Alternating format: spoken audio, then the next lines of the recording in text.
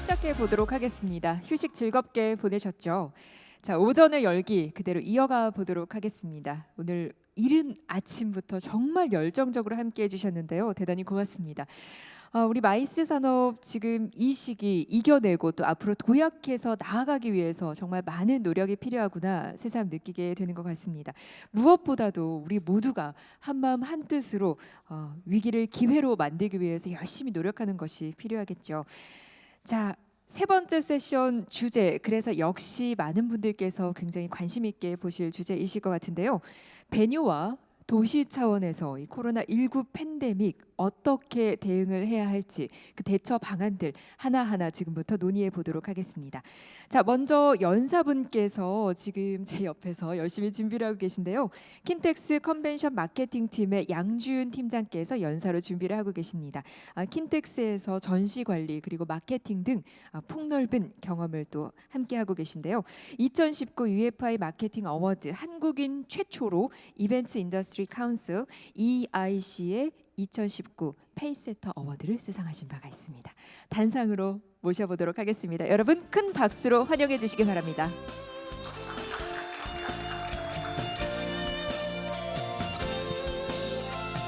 네, 안녕하십니까. 킨텍스에서 컨벤션 영업을 담당하고 있는 컨벤션 마케팅팀 팀장 양주윤입니다. 반갑습니다. 요 앞에 계신 분들이 다 저보다 경험도 많으시고 제 멘토 역할을 해주셨던 분들도 계시기 때문에 상당히 영광스러운 자리라고 생각합니다. 이런 귀한 자리를 저에게 기회를 주신 고양시와 고양 컨벤션 뷰로에 감사드리고요. 제가 일부러 침을 뱉지 않는 이상 침이 거기까지 안 가기 때문에 마스크를 벗어도 된다고 허락을 받았습니다.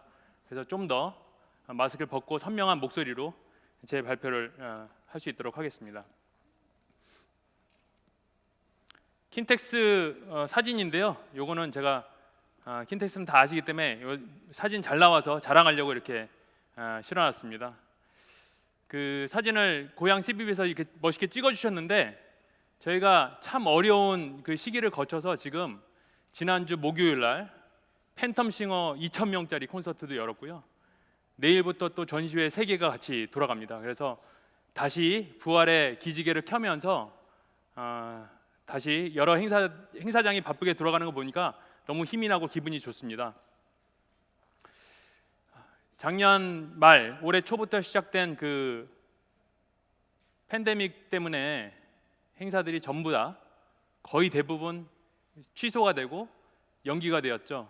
그래서 이게 이런 사례가 없었죠. 저희가 사스도 경험을 하고 돼지열병도 경험을 했는데 사실 그거보다 훨씬 더 큰 피해가 왔습니다. 그래서 이거를 도대체 어떻게 저희가 극복을 해야 되나 엄청난 고민을 거쳐서 지금까지 왔고 그 오늘 고민한 결과를 여러분께 설명을 드릴 수 있어서 좋습니다. 그리고 또 2차 팬데믹이 왔고요. 이런 팬데믹이 이어지다 보니까 전시회 우리나라에 있는 전시회 362개 중에서 254개가 취소됐고 그리고 거의 2조 원에 가까운 그 매출 손실을 가져왔습니다. 그래서 아까 앞선 그 세션에서도 말씀드렸다시피 지금은 고용이 잘 유지가 되다가도 지금은 폐업에 이르는 그런 상황도 오고 있습니다. 그래서 오늘 제가 말씀드린 컨텐츠는 킨텍스가 어떻게 이 코로나를 극복했는지 이 케이스와 킨텍스가 했던 이 예방 방법들 그리고 이 퍼블릭 섹터에서는 어떤 지원을 해줘서 우리가 일어설 수 있었는가 그리고 거기로부터 어떤 교훈을 얻었고 배뉴가 앞으로 뉴 노멀에 맞이해서 갈 수 있는 길에 대해서 말씀을 드릴 수 있도록 하겠습니다. 지난 5월 6일 날 그 사회 속 거리두기에서 생활 속 거리두기로 이제 지침이 바뀌었죠. 그래서 저희가 전국에서는 최초로 동아건축박람회 통해서 그 전시장을 오픈할 수 있었습니다. 그 중국에서 4월 말에 그 모터쇼를 하나 열었고요. 저희가 세계에서 두 번째로 열어갖고 상당히 많은 관심을 가졌습니다. 그래서 저희와 그 주최 측과 고양시와 긴밀하게 협력을 했는데요. 상당히 여러 번 회의를 거쳤습니다. 여러 번 회의를 아주 고위급부터 해갖고 저희 사장님도 참석을 하셨고 여러 번 회의를 거쳐서 예방 대책을 수립할 수 있었습니다. 그래서 저희가 처음으로 이 행사를 오픈할 수 있었는데요. 원래는 5개 홀, 1전시장 정관을 사용하는 행사였는데 2개 홀로 그 규모가 축소되었고, 그리고 저희가 이제 보니까 작년에 한 11만 명 정도가 왔었습니다. 근데 이 코로나로 인해서 이 전시회를 개최해본 경험이 없다 보니까 이게 몇천 명이나 오겠어? 누가 오겠어? 그래서 저희가 많아도 한 10,000명에서 2만 명 정도 예상했었는데 그거보다 훨씬 상회하는 인원이 왔습니다. 그래서 저희가 10,000명, 2만 명에 맞춰서 등록 데스크라든지 뭐 동선이라든지 그런 걸 준비했는데 이 전시장을 오픈하고 나니까 너무나 많은 사람들이 몰려 닥치는 거였습니다. 그 이유는 코로나가 당연히 있었지만 이 전시회는 하나의 마켓플레이스이기 때문에 그 사람들이 비즈니스를 하러 오는 공간입니다. 그래서 지난 6개월간 이 건축 관련된 박람회가 열리지 않다 보니까 건축 관련된 업자들이나 그런 사람들이 대거 방문을 하게 된 겁니다. 그래서 오히려 관람객은 작년에 비해서 작년 11만 명, 12만 명에 비해서 뭐 한 반 이상 줄어들었지만 정말 진성 바이어들, 진성 참관객들이 올 수 있어서 참가업체들의 반응들은 훨씬 더 좋았습니다. 그래서 저희가 여기 보시면 아시겠지만 1명 정도 발열자가 나왔었는데요. 오늘 잘 이렇게 적절하게 저희가 귀가 조치를 시켜드렸고, 많은 사람들이 오다 보니까 로비가 꽉 차게 되었습니다. 그래서 저희가 갑작스레 등록 데스크를 훨씬 더 많이 배치를 해야 되고, 로비가 동선 꽉 차다 보니까 사람 간의 간격이 이제 저희가 2m를 유지하려고 그랬는데 그게 유지가 안 되다 보니까 그 옆에 빈 홀을 하나 열어가지고 그 안에다가 저희가 동선을 빼갖고 그 사회적 거리가 유지가 될 수 있도록 그렇게 조치를 한 바가 있습니다. 그리고 처음 개최를 하다 보니까 사람들이 이제 괜찮나 보다 하고 마스크를 그냥 좀, 지금은 마스크를 잘 쓰고 다니지만 그때만 해도 마스크를 놓고 오는 사람들이 있었어요. 차 안에 놓고 오거나 집에 놓고 오거나. 그래서 저희가 그런 사람들한테 이제 저희가 마스크를 팔 수가 없으니까 마스크 자판기를 또 급하게 설치한 케이스가 있었습니다. 그래서 이런 식으로 행사를 개최하다 보니까 지난 5월 8일부터 그 집합 금지 명령이 있는 그 8월 17일까지 저희가 30개의 전시회를 했었고, 그리고 59개 컨퍼런스를 개최했었습니다. 근데 거기에 방문한 인원은 총 30만 명이 넘어요. 30만 명이 넘었는데 그게 이제 또 실내에서 개최되는 건데 뚜껑을 열어보니까 그 한 명이 한 5월달에 한 명의 그 펫쇼에 그 확진자가 한 명이 다녀갔습니다. 근데 그 역학조사관이 확진자가 다녀간 걸 발견하고 킨텍스에 와서 그런 그 어떤 방역 대책이나 그런 거 준수하는 과정을 살펴보니까 이거는 추가 확진자가 있을 수 없는 그냥 구조다, 환경이다, 그렇게 판단을 하고 확진자 없음으로 판명이 났습니다. 실제로 확진자가 없어가지고 저희가 이런 많은 인원이 방문해도 확진자가 없다는 것을 이 전 세계에 증명을 하면서 상당히 많은 부분에 있어서 이 마이 산업이 활성화될 수 있도록 노력을 했습니다. 그래서 그 중대본에서도 킨텍스의 방역 수칙이 잘 지켜졌기 때문에 이런 많은 사람들이 모여도 확진자가 없었다고 저희를 아주 좋은 사례로 이렇게 아주 대대적으로 홍보를 했었고요. 이런 식으로 홍보를 했었습니다. 그리고 우피라는 그 국제 전시 협회입니다. 국제 전시 협회에서도 저희의 케이스를 아주 대대적으로 다뤘고, 그리고 전 세계에 있는 가장 유명한 그 전시 컨벤션 쪽 협회인 우피와 이카 국제 컨벤션 협회, 그리고 AIPC라는 국제 컨벤션 센터 협회에서 공동으로 만든 매뉴얼이 있습니다. 그 매뉴얼에 저희가 공식적으로 그 어떤 그 사례를 제시를 해서 저희가 했던 그 방역 그런 과정들이 국제 표준으로 책됐다는 그런 성과도 있었습니다.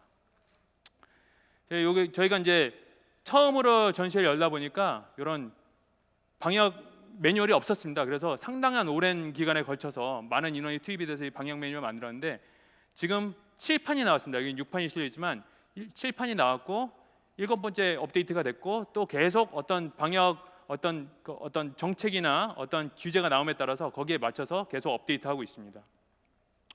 주최자하고는 이런 방역 계획 확약서라는 걸 받습니다. 그래서 주최자가 저희가 어쩔 수 없이 완벽한 방역을 위해서는 이 같은 컨센서스가 이루어져야 되는데 그 부분을 이루기 위해서 사전에 협의를 통해서 이런 확약서를 받아놓고요. 그리고 전시장이 행사마다 다르게 움직이기 때문에 이와 같이 보시면 아시겠지만 입구랑 통제되는 부분들을 행사마다 전부 다 커스터마이즈 시켜서 업데이트를 합니다. 그래서 지난 주말에 있었던 데는 3번 그 입구가 이 하단에 있지만 이번 주에 있는 행사는 입구를 이쪽에다 해서 동선이라든지 인력이라든지 통제 같은 것들을 매 행사 때마다 바꿔가면서 저희가 운영을 하고 있습니다. 그리고 저희가 그 어떤 킨텍스에 들어오는 인원이 워낙 많기 때문에 확진자가 발생했을 경우에 그 인원을 트래킹해야겠죠. 그 트래킹하기 위해서 자체적으로 QR 코드 시스템도 만들어서 운영을 하고 있고, 그리고 이게 이제 엑셀 파일인데요. 엑셀 파일에 요 행사에 대한 그 스페이스와 부스 수를 넣으면은 저절로 그 부스 수를 제외한 로비 공간이라든가 복도 공간에 대한 그 면적이 계산이 됩니다. 그리고 요 그 스페이스 퍼 비지터 해갖고 지금은 스페이스가 이제 4스퀘어미터당 한 명으로 돼 있지 않습니까? 여기다 4스퀘어미터를 넣으면은 자동적으로 1시간에 수용할 수 있는 전시장에서 수용할 수 있는 인원이 계산이 돼가지고 저희가 요것도 이런 포뮬러를 개발을 해서 그 전시장 그 밀도 컨트롤할 때 쓰고 있습니다. 그래서 저희가 했던 그 방역 그 활동에 대해서 말씀을 드리겠습니다. 처음에는 전시장 입구에서, 그러니까 전시장 입구라는 게 외부에서 전시장 건물로 들어오는 입구를 말씀드리는 건데요. 먼저 그 외부에서 들어올 때 바닥에 스티커를 부착해서 2m마다 간격을 두고 사람들이 설 수 있게 만들었습니다. 그리고 당연히 마스크를 쓰지 않은 사람은 출입이 금지되어 있고요. 그리고 어떤 발열 체크나 그런 사전 QR 코드 시스템 통해서 어떤 2주 전에 왔다거나 아니면은 발열이 조금이라도 있다거나 그런 사람들은 저희가 저기 그 고용한 그런 그 의료 인력과 상담을 통해서 입장을 허용하고 있고요. 그리고 전시회가 있을 때는 항상 2개의 그 응급차를 스탠바이 시켰습니다. 그래서 그 입구 바깥에서 건물로 들어가는 입구는 그 출입구와 출구를 별도로 분리해서 사람들이 서로 마주치지 않도록 조치를 했고요. 그리고 아까 말씀드린 QR 코드 시스템을 통해서 외부에서 들어올 때 그 개인 신상에 대한 정보를 기입하도록 해놨습니다. 그 전시장에 들어올 때는 첫 번째로 그 안면 인식 체온계를 통해서 그 체온을 그 체크를 하고 들어올 수 있게 돼 있고요. 그리고 전시장에 들어왔을 때는 입구에 저희가 플라스틱 그 비닐 장갑을 설치해 놓고, 그리고 손 세정제를 설치해놔서 손 소독제를 설치해놔서 그것들을 한 번씩 거쳐서 통과하게 돼 있습니다. 그럼 사람들이 이제 로비에 들어갔지 않습니까? 로비에서는 이제 거기는 이제 전시장에 들어가기 위한 등록 공간이라고 보시면 되겠습니다.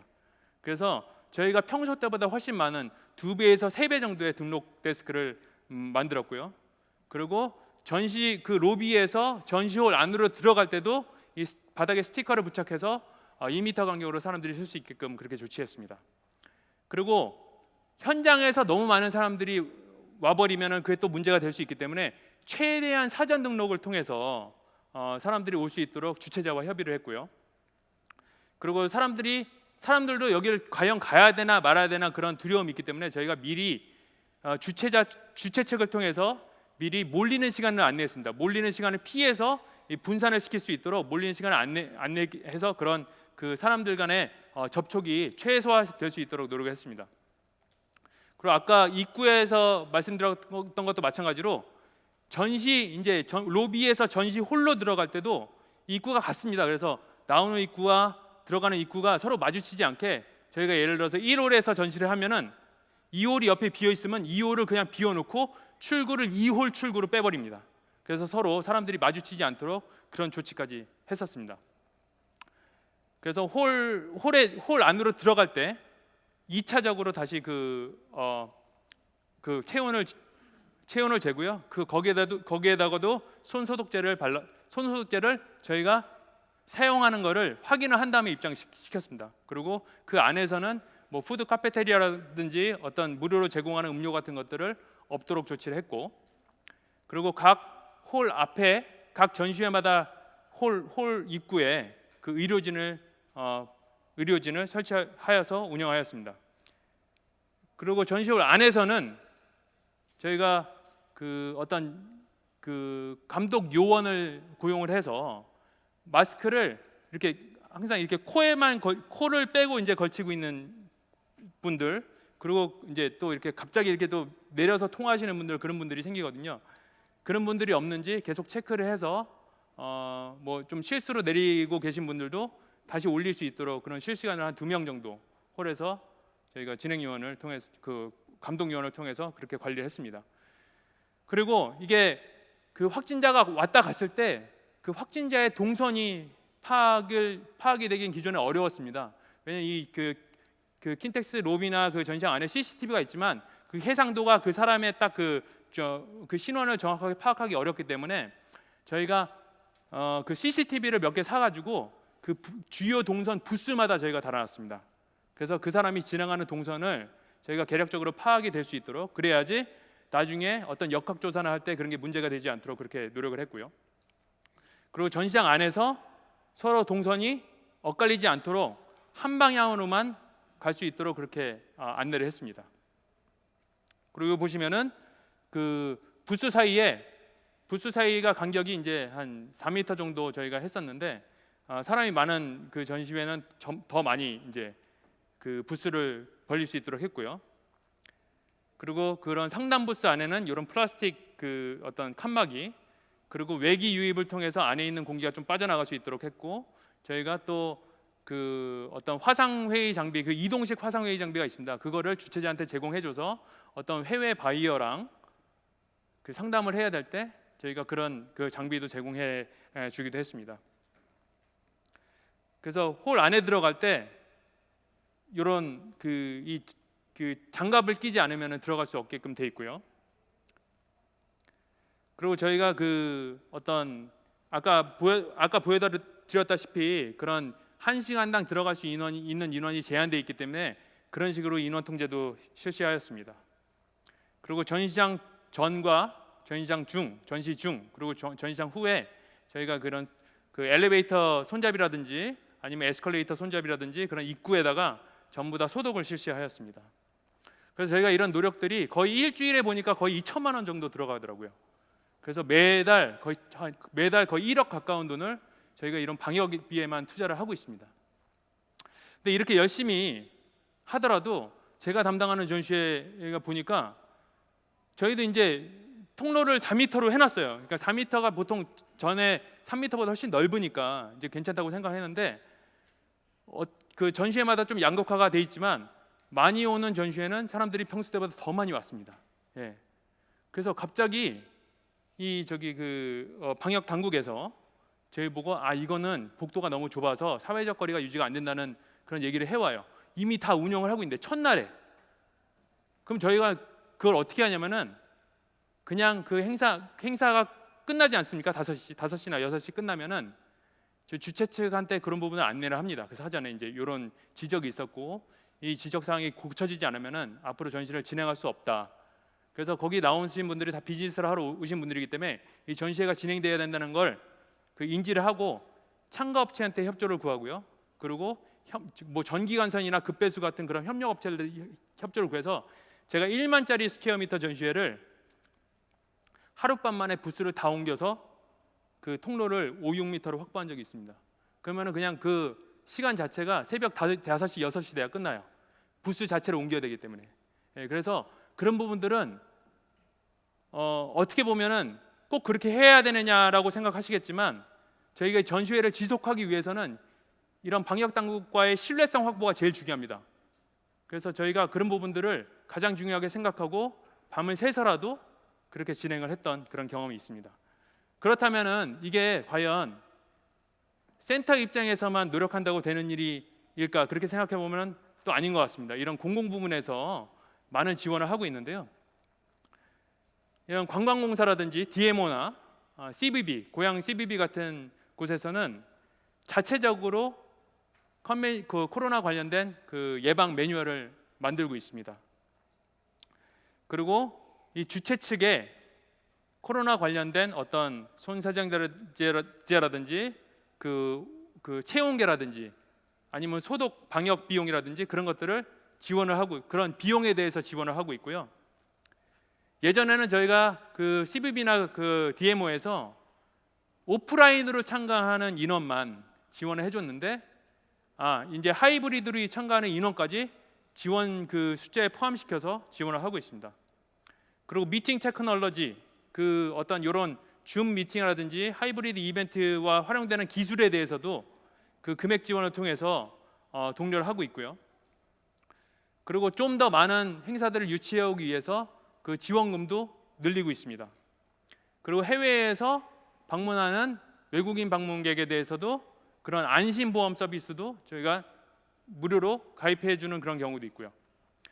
얼마 전에 고양시 CVB 같은 경우에는 여기 보시면 아시겠지만 디지털 미팅 활용 가이드북을 만들어서 배포를 했습니다. 이게 전국적으로 배포가 됐는데요. 지금 현재 트렌드가 오늘과 같이 디지털 미팅을 하는 게 트렌드이기 때문에 아주 많은 사람들이 그 가이드북을 보고 지금 그 디지털 관련된 미팅을 주최하고 있습니다. 또 고양시 같은 경우에는 이 아까 보시면 아시겠지만 이 방역은 그 인력이 필수입니다. 어떤 감독도 해야 되고 체온 체크도 해야 되고 동선 관리도 해야 하기 때문에 인력이 필수인데 고양시에서는 고양시 알바라는 그런 정책을 통해서 저희한테 그 방역을 하는 인원에 대해서 지원을 해주고 있고, 서울시 같은 경우에는 얼마 전에 발표를 했지만 이런 행사를 주최할 때 디지털 컨텐츠에 대해서 제작을 해주는 그런 지원 서비스도 시작을 했습니다. 그리고 이런 DMO나 CBB 같은 경우에는 새로운 그 어떤 부가가치 창출을 위해서 새로운 전시회에 대해서도 인큐베이팅하는 예산을 점차 확대하고 있습니다. 그렇다면 이 협회에서는 우리나라에서 협회가 이제 마이스 관련된 협단체가 한 8개 정도 되는데 대표적으로 마이스 협회와 한국전시산업진흥회가 있습니다. 이런 협회에서는 그 성격에 맞는 또 예방 매뉴얼을 만들어서 발간을 하고 있고요. 어떤 고용유지 지원금이라든지 소상공인 지원금 같은 정부에서 지원해주는 여러 가지 정책에 대해서도 안내를 하고 있습니다. 그리고 역시 그 방역 비용에 대해서도 지원을 하고 있고요. 옆에 사진 보시면 아시겠지만 전시회 지하철보다 안전합니다. 그리고 마이스 협회 차원에서는 코비드 19 프리 존 마이스라고 해갖고 그런 캠페인들을 진행을 하고 있습니다. 그리고 전시산업진흥회 같은 경우에는 하반기에 열리는 전시회에 대해서 전시 참가 업체에 대해서 지원을 하는 그런 프로그램도 도입해 있습니다. 또 마이스 협회 차원에서는 청년 디지털 일자리에 대해서 지원을 해서 이런 디지털 미팅을 하거나 디지털 콘텐츠를 제작할 때 그런 인력에 대해서도 지원해 주는 사업을 고용노동부랑 같이 하고 있고요. 또 저도 혜택을 받고 있지만 PCMA에서 이렇게 제공하는 디지털 그 이벤트 그 전략가라는 과정이 있는데 그 교육을 또 제공을 하고 있습니다. 그래서 이런 CVB나 협회 차원에서 다양한 이 마이스 산업 활성화를 위해서 다양한 노력을 하고 있습니다. 특히 얼마 전에 그 8개의 그 전시 컨벤션 관련된 협회가 모여서 이 코엑스에서 이런 산업 정상화 호소 기자회견도 열었고요. 또 이런 현장 그 정치인들과 이런 현장 간담회도 열었습니다. 이러한 산업적 이해관계자들이 모두 모여서 이러한 노력을 한 결과 나중에 유튜브 링크 가서 보시면 재미있는데요. 그 민주당의 강홍식 의원이 산자부 국정감사에서 질의를 한 내용이 있습니다. 그 내용은 뭐냐면은 지금 백화점은 QR 코드 같은 것도 안 찍고 그리고 청고도 4m로 낮고 전시장은 한 12m 정도 되는데 그리고 복도도 훨씬 더 좁고 그리고 전시장은 가면 부수 상담하는데 백화점은 먹지 않느냐 뭐 쇼핑도 하고 식사도 하고 카페도 있고 그런데 어떻게 이거를 전시장을 어떻게 같은 고위험 시설로 분류하느냐 그런 질의를 한 적이 있습니다. 그래서 어떤 협회 차원과 저희가 이런 저희 관련된 문화부나 산자부의 이런 노력이 더해져서 이런 집합금지 명령이 해제되는 이런 성과가 있었다고 생각을 하고 있습니다. 그럼 저희가 여기서 이런 노력을 통해서 배울 수 있었던 점은 뭔지 들여다보겠습니다. 먼저 그 베뉴 입장에서 적극적인 투자를 했습니다. 아까 말씀드린 것처럼 QR 코드 시스템도 도입을 했고요. 화상 3당장도 마련했고 그리고 하이브리드 이벤트 할 수 있는 시설도 투자를 했습니다. 그리고 그 코로나 관련돼서 가장 강력한 세계에서 가장 강력한 그 매뉴얼을 개발을 해서 많은 해외 전시장에서도 연락이 많이 왔습니다. 저희가 남들보다 몇 달은 빨리 이제 전시회를 개최했기 때문에 그 매뉴얼들을 공유하면서 어떤 그 같이 동반적으로 그 전시회를 개최할 수 있는 환경을 만들기 위해서 노력을 했고요. 그리고 이 그 관계자들, 특히 고양시, 그 방역 당국, 보건소, 그리고 주최자, 그리고 협력업체들과의 아주 견고한 그런 협력을 통해서 전시회를 안전하게 개최를 할 수가 있었습니다. 무엇보다도 아까 말씀드렸다시피 이 부스를 다 옮기거나 그 문제를 해결하기 위해서는 헌신적인 그 어떤 일하는 문화가 필요합니다. 그래서 직원들이 주말에도 나와서 근무를 상당히 많이 했고요. 밤을 새는 경우도 허다했습니다. 그리고 그 아주 그 유연한 그 오퍼레이션이 필요한데, 예를 들면 이런 겁니다. 갑자기 이 전시회가 사회적 거리가 유지가 안 돼서 아까처럼 한으로 더 넓혀야 되는 경우가 있으면은, 그런 경우가 있으면은 바로 넓혀야지. 뭐 이거는 뭐 임대 절차는 어떻고 계약은 어떻게 해야 되고 그런 걸 생각할 수는 없습니다. 빠른 대처만이 저희가 이제 이 코로나를 이길 수 있는 그런 방법이기 때문에 저희가 아주 그 상황에 맞게끔 유연한 대처 과정을 거쳤고요. 그리고 이런 그 실시간으로 이런 저희 방역 어떤 대책이나 그런 성과들을 공유함으로써 이런 공유 자체가 예를 들어서 다른 센터들하고 같이 공유하면은 그런 노하우를 통해서 더 철저하게 방역이 관리될 수 있다고 생각을 했습니다. 예를 들어서 저희 킨텍스가 이런 행사를 많이 했는데 확진자가 단 한 명이라도 나왔으면은 아마 킨텍스뿐만 아니라 수도권 또 지방에 있는 전시 컨벤션 센터까지 영향을 미쳤을 거라고 생각을 했기 때문에 조금 더 이런 부분들을 공유하려고 노력을 했던 것 같습니다. 그리고 상황이 계속 바뀝니다. 저희가 아무리 준비를 잘했어도 그 상황이 계속 바뀌기 때문에 그 상황에 맞는 컨트롤과 계속 매뉴얼을 업데이트를 했었습니다. 그래서 새로운 뉴 노멀에 저희가 가고자 했던 방향은 다른 컨벤션 센터들도 하고 있는데요. 이 ICC 시드니 같은 경우에는 하이브리드 이벤트 시스템을 한 3월 달에 만들었습니다. 그래서 인하우스의 그 그래픽 디자인 팀이 있는데 거기서 3D 모션 그래픽이라든지 촬영 편집까지 다 해주는 이런 원스톱 서비스를 제공을 하고 있고, 그리고 마리나 베이 샌즈 같은 경우에는 이런 3차원 무대를 활용을 해서 훨씬 더 몰입감 있게 몰입감 있는 그런 하이브리드 스튜디오를 했습니다. 그래서 한 20억 정도 투자를 했다고 하더라고요. 그 오슬로에 있는 피오르 컨벤션 센터는 이 LED 면적만 120 스퀘어 미터랍니다. 근데 LED가 어떻게 돼 있나 보니까 360도로 이렇게 돼 있어요. 그 안에서 사람이 이게 지금 원형으로 돼 있어 가지고요. 360도 돼 있고 내가 상대방 청중들을 보면서 발표를 할 수 있게 돼 있습니다. 그래서 얼마 전에 한 12,000명짜리 행사를 하는 장면이 지금 홍보가 되고 있습니다. 그래서 킨텍스도 이 하이브리드 이벤트 스튜디오를 구축을 했습니다. 그래서 뭐 홍보를 열심히 하고 있는데 저희가 뭐 지금 다른 컨벤션 센터에서 하고 있는 건 다 따라했습니다. 예, 다 따라해서 뭐 여러분들 하이브리드 이벤트 스튜디오를 개최할 일 있으면 많이 활용을 해주시고요. 그리고 그 일전 시장에 비디오 컨퍼런스 센터를 마련해서 이런 그 해외에 있는 그 바이어가 들어오지 못하기 때문에 해외에 있는 바이어와 국내에 있는 그 전시 참가 업체가 상담할 수 있는 자리를 마련했습니다. 총 7개의 룸을 갖추고 있고요. 그 뭐 줌이나 뭐 그 팀즈와 같은 그런 그 소프트웨어를 이용해서 지금 미팅하는 장면이 사진에 다 담겨 있습니다. 그리고 이제 앞으로 전시장 안에 인원 통제가 더 심해질 텐데요. 지금은 4m당 한 명만 들어가게 돼 있잖아요. 그거를 지금까지는 이제 손으로 이렇게 사람 그 숫자를 계산하는 계수기를 활용했는데 이런 또 기술을 이용해서 피플 카운팅이라는 기술이 있더라고요. 그런 기술을 활용해서 저희가 실시간으로 인원을 통제할 수 있는 자동으로 인원을 통제할 수 있는 시스템도 지금 도입을 하고 있습니다.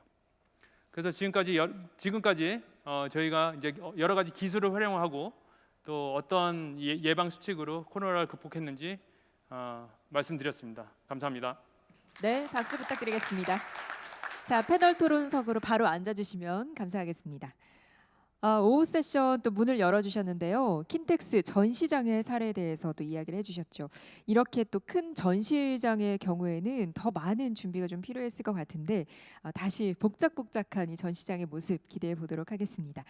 자, 역시 저희는 패널 토론 이어가 보도록 하죠. 좌장 그리고 패널 토론 함께 해주실 연사님들 소개를 드리도록 하겠습니다.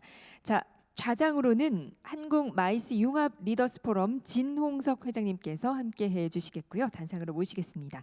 대구 컨벤션 뷰로 김성태 사무국장님, 그리고 고양시청 마이스 산업팀 김미경 부팀장님, 링크팩토리 이형주 이사님, 그리고 김포문화재단 권병은 팀장님, 코엑스 김동욱 베뉴마케팅 팀장님.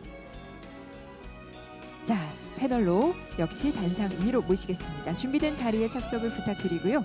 좌장으로 함께해 주실 진홍석 회장님, 아페카 상임이사 등 다양한 마이스 산업에서 역할들, 활동들 이어가고 계시죠. 자, 준비가 거의 되셨을까요? 자, 단상 위의 자리로 나와주시고요.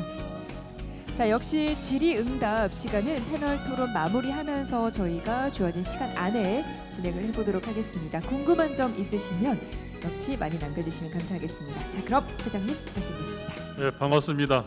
이 3부 세션 모더레이터를 맡게 된 진홍석입니다. 우리가 팬데믹 상황이 되면서 정말 그 눈물겨운 그런 그 방역이라든지 또는 생존하기 위한 그런 노력들을 지금 우리 양주인 팀장 발표해서 본 것 같은데요. 어쨌든 우리나라가 선도적으로 전 세계의 어떤 모범이 되는 그런 국가로서 그 마이스 산업에서도 역시 우리가 위치를 굳건히 하고 있다라는 그런 거를 볼 수 있었고, 우리가 K 방역 때문에 우리나라의 그 위상이 굉장히 높아졌던 게 사실이잖아요. 그런데 역시 이 마이스 산업에서도 우리가 어떤 선도적인 역할을 하고 있다는 걸 볼 수 있습니다. 오늘 사실 우리가 지금 팬데믹 상황 이후에 포스트 코로나 시대에 과연 이 마이스 산업에 가야 할 방향, 그리고 그 뉴 노멀이 무엇인지, 그런 상황 속에서 정말 이 산업이 지속 가능성이 있도록 하기 위해서 우리들이 어떤 노력을 해야 될지, 그런 솔루션을 뭐 당장 찾기는 어렵겠지만은 그런 거에 대한 최소한의 방향성을 찾아내는 그런 그 디스커션이 됐으면 하는 생각을 하고요. 우리 주제에서 보시다시피 베뉴나 데스티네이션은 정말 대표적으로 마이스 산업에서 이런 고민들을 다 안고 있는 그런 곳이라고 생각할 때, 정말 우리가 이 토론을 한 내용들이 혹시라도 향후에 그 더 나은 베뉴나 데스티네이션이 되기 위해서 그런 방향성을 제시해 준다면은 우리에게 큰 보람이라고 생각을 합니다. 제가 그러면은 한 분씩 소개하면서 질문을 하면서 이렇게 진행을 하겠습니다. 사실은 점심 이후고, 그리고 이제 내용들이 좀 비슷비슷하기 때문에 어떻게 잘못하면은 좀 약간 지루해질 수 있을 것 같아서 좀 이렇게 진행을 좀 가능하면은 좀 액티브하게 하고자 좀 노력을 해보도록 하겠습니다. 첫 번째 패널리스트는 대구 컨벤션 뷰로의 사무국장을 맡고 계시는 김성태 사무국장이시고요. 김성태 사무국장은 대전, 대구의 베뉴와 또 CBB 이런 그 마이스 산업의 어떤 그 본산지들을 다 섭렵하면서 정말 우리나라 마이스 산업과 함께 한 그런 장본인이십니다. 지금의 이 주제에 대해서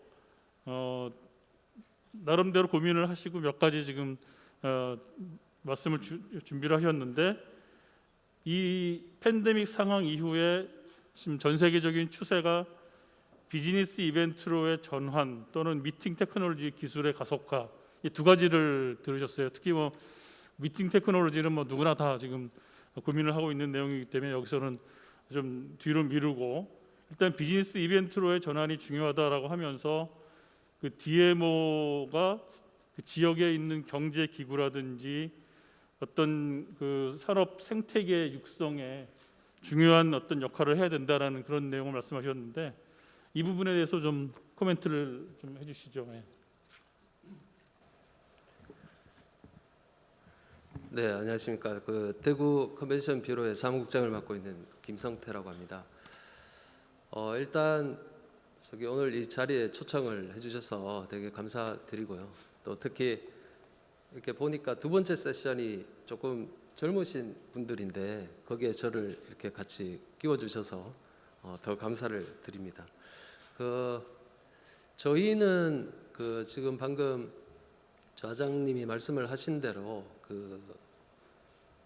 산업의 촉매제로서의 컨벤션의 역할, 거기에 초점을 둔 비즈니스 이벤트, 거기에 계속 이렇게 좀 강점을 두고 그거를 육성하는 것이 포스트 코로나 시대에 더 나가야 될 방향이 아닌가. 저는 이제 그렇게 지금 판단을 하고, 사실 뭐 대구 같은 경우는 관광 도시라기보다는 지금도 5+1 산업 쪽에 집중을 한 그런 도시거든요. 그래서 산업 육성의 촉진제로서의 용어 자체도 조금 이렇게 정립할 필요가 있다, 그런 생각을 가지고 이렇게 내용을 좀 말씀을 드리고자 합니다. 마이스라는 용어를 우리나라도 이제 지금 계속 쓰고 있는데요. 마이스라는 용어는 제가 계속 이렇게 접해 보면 조금 소극적인 것 같아요. 그러니까 어떤 목적성이나 기능을 포함하는 그런 단어라기보다는 그냥 현상을 이렇게 나타내는 그런 단어인 것 같거든요.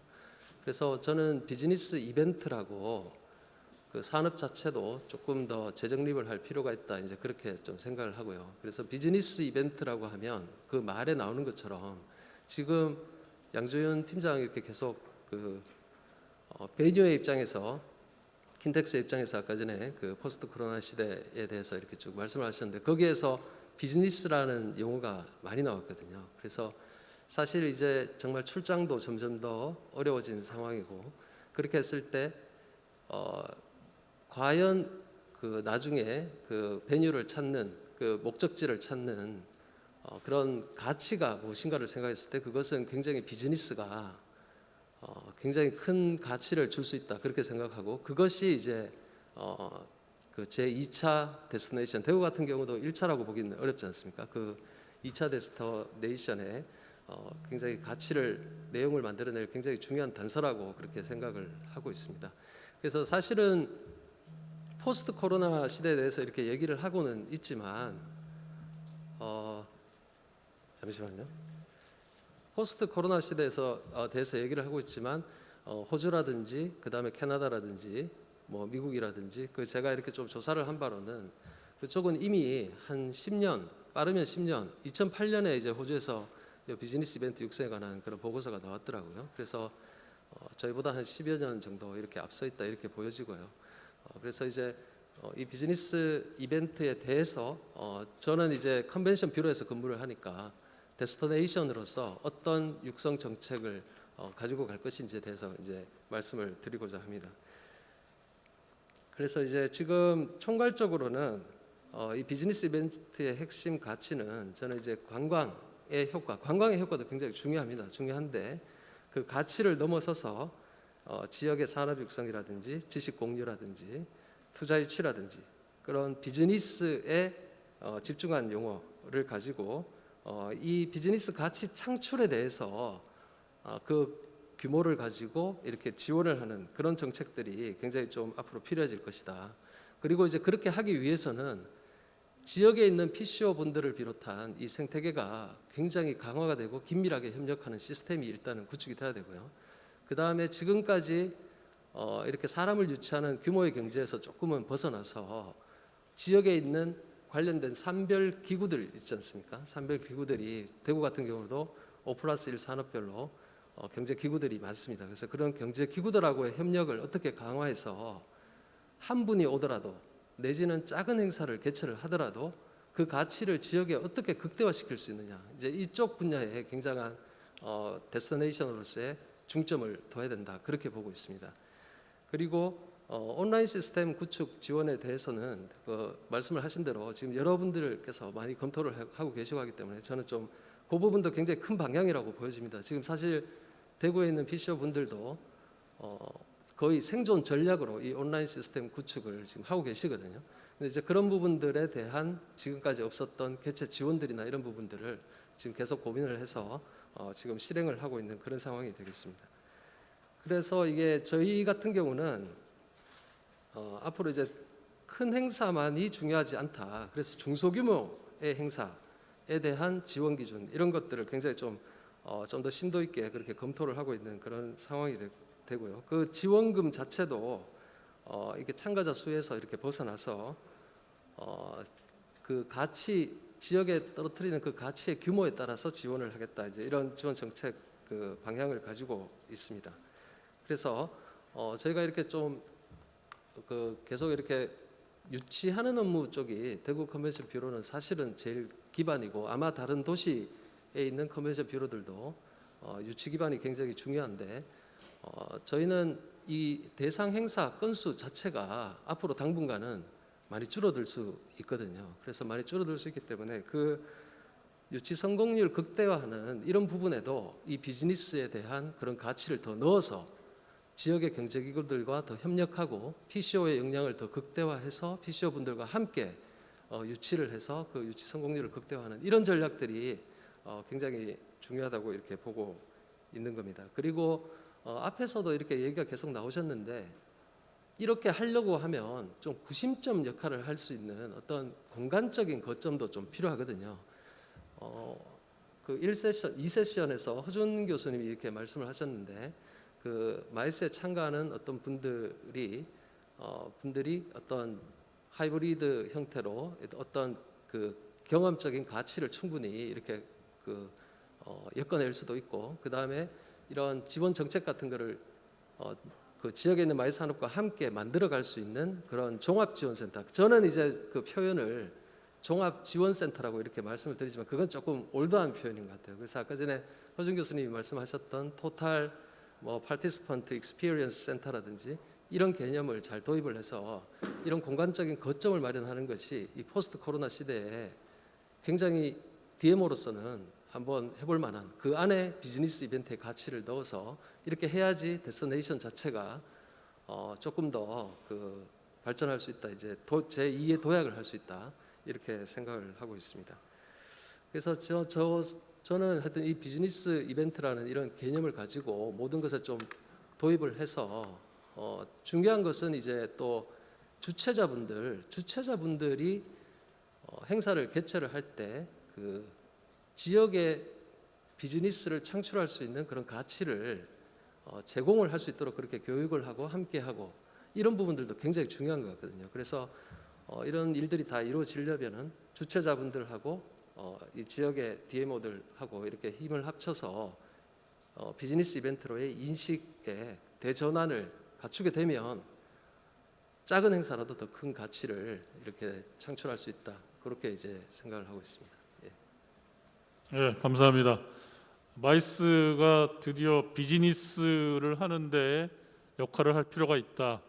그래서 그런 기관들과의 어떤 협력이라든지 또는 뭐 CBB 내에서의 그런 기능들 강화 이런 것들을 이제 말씀해 주신 것 같은데 향후 앞으로 그 마이스가 나가야 될 방향성이라는 생각해 본다면은 어쨌든 우리 마이스 산업의 존재 이유를 계속해서 유지해 나갈 수 있는 그런 방향성이 아닌가라는 생각을 해봤습니다. 두 번째는 김미경 고양시청 마이스산업 부팀장님을 소개하도록 하겠습니다. 2018년도에 고양국제회의 복합지구 지정을 지정되는데 결정적인 역할을 하셔서 경기도지사님으로부터 상도 받으시고 영국의 아주 되게 그 남쪽의 이쁜 도시죠. 본머스라고 하는 도시에서 거기서 본머스 유니버시티에서 이벤트 석사학을 하셨습니다. 여러분들 그 드라이브 스루가 전 세계에서 우리나라가 최초였는데 고양시가 최초였던 거 아셨습니까? 그 자료 보고 오늘 처음 알았는데 고양시가 드라이브 스루 그 검역하는 거를 처음 개발한 지역이라고 하더라고요. 그래서 아마 이런 것도 상품화 되지 않을까요, 나중에요? 좀 그런 것도 생각해 보시면 좋을 것 같고 아까 우리 양 팀장님 그 말씀하셨습니다만은 킨텍스에서 전시를 그 하면서 한 명도 그 발병을 하지 않았다라는 이런 기록들 이런 것들이 사실은 굉장히 우리한테 레가시가 될 것 같습니다. 그래서 그런 것들을 잘 활용하면 고양시의 어떤 자산이 되지 않을까 하는 생각을 해보고요. 지금 그 도시의 그 공무원으로서 마이 산업을 계속 담당을 하고 계시는데 사실은 이제 그 우리가 미팅 테크놀로지라든지 또는 버추얼 이벤트라든지 뭐 이런 식으로 어쩔 수 없으니까 자꾸 이제 좀 그런 테크놀로지를 활용을 해서 이벤트도 하고 뭐 미팅도 하고 그러는데 중요한 거는 로지스틱이 발생을 안 한다는 거죠. 호텔이나 뭐 어코모데이션이나 또는 뭐 이런 부분에 매출이 발생을 안 하기 때문에 그런 고민들이 앞으로 있을 수밖에 없습니다. 그래서 시에서 이 산업을 바라보는 관점에서 과연 이런 부분들을 어떻게 정책을 펴 나갈 것인지 그런 부분들을 좀 말씀해 주시면 좋을 것 같습니다. 네, 안녕하세요. 저 고양시청 전략산업과의 김미경입니다. 네, 코로나가 발생을 하면서 저도 마이스 산업이 멈췄었죠. 멈춰서 정말 정책적으로도 이걸 어떻게 서포트해야 될지 고민을 많이 하게 되고 그러다 보니까 전문가들의 의견을 또 들어봐야겠어서 국제 회의라든가 온라인을 통해서 많이 참여를 했습니다. 그래서 업계 반응도 한번 들어보고 또 전문가분들의 의견도 들어보고 했는데요. 처음에는 그 줌을 통해서 저도 회의를 참여를 했는데 화질 상태도 그렇고 참 너무 답답하고 뭔가 의견을 서로 소통하기도 너무 어려운 그런 시스템이었습니다. 처음에 아이맥스가 5월 프랑크푸르트 행사를 취소하면서 온라인으로 전환을 하면서 그들이 자체 플랫폼인 아이맥스 플래닛을 오픈을 했고요. 네, 좀 신선하다라고 처음 접했습니다. 그 다음에 지난 9월에 서울에서 오전 세션에서도 교수님께서 말씀을 하셨지만 UI에서 AP 라운드 테이블을 개최했을 때 서울시에서 자체 플랫폼을 개발을 해가지고 또 오픈을 했는데 저는 너무 와우 보고서 이런 생각을 했습니다. 한편에서는 마이스가 멈춰 있다 그러고 한편에서는 이 시기만 잠깐 지나면 다시 과거로 돌아갈 것이라는 의견들을 많이 내놓았는데 장기화되면서 기술이 급속도로 더욱 발달되고 있는 것 같습니다. 그래서 서울에서 개발한 플랫폼을 보니까 단순히 그 회의 공간을 제공하는 것뿐만 아니라 여러분도 잘 아시는 아이돌 그룹인 BTS 멤버들이 관광지를 다 소개를 하는 그런 버추얼 관광까지 서비스를 제공을 하더라고요. 그 플랫폼에서. 그래서 이게 데스티네이션하고 그런 베뉴가 가상의 공간으로 옮겨졌구나라는 생각이 딱 들게 그렇게 저는 느꼈습니다. 그래서 이거를 고양시도 해야 되는데 라는 생각에 들어서 이제 서울시 관계자에게 좀 물어봤어요. 금액이 얼마나 들었습니까? 1억이 넘게 들었다고 하더라고요. 그래서 요거를 우리도 만들어서 이거를 이제 주최자들에게 공유를 해주면 좋겠다라는 생각을 들었습니다. 컨텐츠만 바꿔가면 가능할 거라는 생각이 들어서 그래서 저희가 이제 컨벤션 뷰로 이상열 단장님하고 같이 상의를 하면서 자체 플랫폼 개발하는 거를 고민하고 있고요. 저희도 계획을 하고 있고요. 그 다음에 아까도 이제 양주윤 팀장님께서 소개를 해주셨지만 저희가 그 미팅 테크놀로지 가이드북, 이용 가이드북을 제작을 뷰로에서 같이 했는데요. 사실 줌이나 뭐 1980년대부터 이미 온라인 회의가 시작된 걸로 알고 있어요. 근데 소규모 분야에서만 시행이 됐지 크게 활성화되지 않은 상태라서 대부분 접하지 못하셨을 거예요. 근데 갑자기 줌이라는 이러한 온라인 플랫폼을 사용하다 보니까 어려움도 있고 그래서 이런 것들을 잘 활용할 수 있는 가이드북을 만들어서 공유를 했습니다. 그러니까 제가 생각할 때 시에서 데스티네이션에서 뭔가 이 상황에서 같이 극복하기 위해서 노력할 수 있는 것들은 이러한 새로운 것들을 접할 때 서포트 해주는 거, 물론 그게 돈이겠지만요. 그런 것들을 많이 고민을 하게 되었습니다. 그리고 한 가지 더 제가 더 이 자리에서 또 같이 고민해보고 싶은 사항은, 이렇게 미팅 산업 같은 경우는 하이브리드 형태로 계속 발달이 되어가고 있는데 전시 산업은 그럼 어떻게 될 것인가라는 그러한 궁금증이 생깁니다. 그래서 사실 대부분의 유명한 전시들이 취소가 됐었고요. 그런데 독일에서 IFA는 독일에서 지난 9월에 사실 개최가 되었는데 코로나 때문에 인원이 제한돼서 5,000명만 참여를 하는 걸로 제한이 됐는데, 행사가 규모가 축소되다 보고 또 발제자라든가 참가자들이 홀로그램으로 참여한다든가 사전 영상을 찍은 것을 이렇게 틀어주는 형식으로 진행을 하다 보니까 이 전시 자체가 많이 축소되고 좀 위축된 경향이 있는 것 같았습니다. 그리고 삼성과 같은 그런 글로벌 기업들은 오히려 박람회를, 이제는 박람회를 참가한다기보다는 자체 그 온라인 시스템을 만들어서 자체적으로 제품을 홍보하는 이런 쪽으로 간다라는 기사도 봤습니다.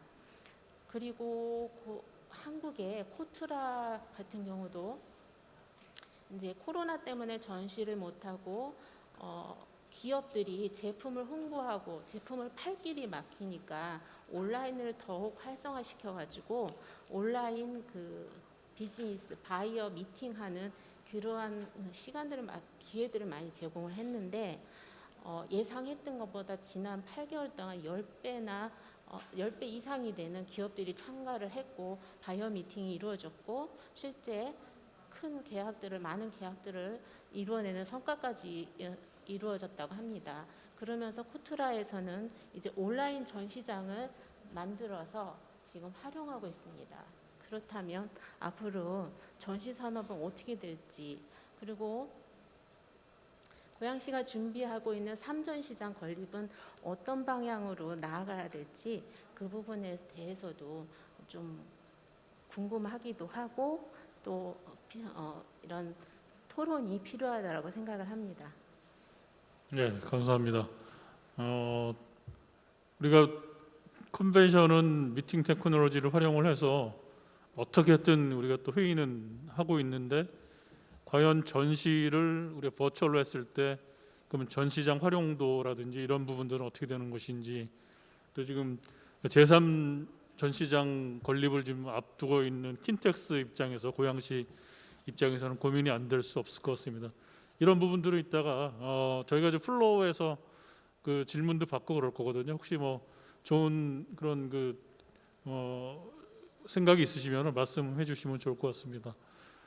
그러니까 그 공무원 그러니까 이 지자체에서는 결국에는 돈을 많이 푸셔야 돼요. 그래서 우리가 베뉴라든지 마이산업을 바라보는 입장이 특히 돈을 벌어라, 베뉴가 너네 돈 벌어라, 이거는 아니라는 거죠. 베뉴를 통해서 지역 사회에 여러 가지 파급 효과를 주는, 특히나 이 팬데믹 상황 이후에는 그런 가치들이 변화를 해야 되기 때문에 굉장히 다양한 시도들이 막 생길 겁니다. 그런 그 다양한 시도들을 우리가 해본 적이 없다 그래서 지원을 안 한다거나 그런 거를 무시한다거나 이러면 안 될 것 같고, 조금은 도전적이지만 그런 부분들에 대해서 자꾸 지원을 해주면서 새로운 가치들을 만들어 나가는 노력, 이런 것들이 굉장히 중요하지 않을까 생각을 해봤습니다. 다음은 우리 링크 팩토리의 이영주 이사님이신데요.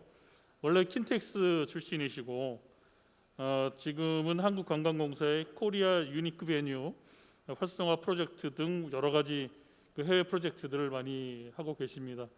특히 그 2015년도에 여러분들 잘 기억하실 텐데 별에서 온 그대 그 드라마 있었죠. 그거를 전시로 꾸며가지고 엄청난 그 인기를 끌었던 적이 있습니다. 그래서 그걸 통해서 또 뭐 산자부상 장관님 상도 받았었고, 또 현재 건대에서 겸임 교수로 강의도 하고 계시고 여러 가지 활동을 정말 많이 하고 계시고, 정말 좋은 글 많이 요새 쓰고 계셔서 저는 아주 읽으면서 많이 공부가 되고 있습니다.